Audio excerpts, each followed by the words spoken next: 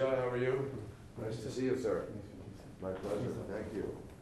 Mr. Senator, thank you very much for your time. My pleasure. First of all, Afghan people want to know the Pakistani parliament passed the resolution and asked the U.S. government to stop drone attacks and any type of attacks like U.S. troops did in Abbottabad. So what is the U.S. government stance on this? Well, the U.S. government is anxious to engage in a dialogue with the government of Pakistan and the people of Pakistan about our future relationship.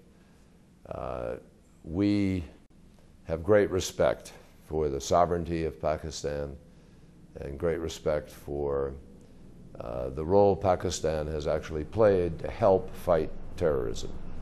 The truth is that Pakistan has suffered losses of its own troops, suffered losses of its civilians at the hands of violent extremists. And we've reached a difficult moment because of the events around Osama bin Laden. But I'm convinced that with good discussion and with goodwill, we can find the way forward so that we continue to cooperate on priorities that are important to both of us.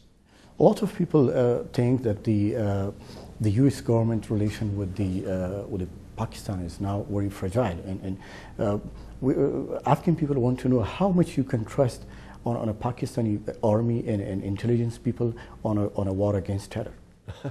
It's a good question. A relationship like this, you have to build trust based on actions. Actions are what are important.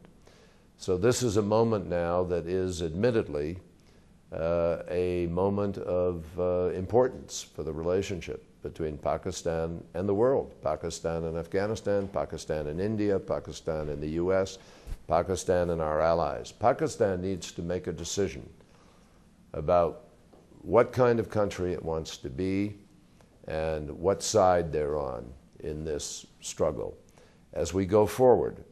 As I said, they have been helpful in the past.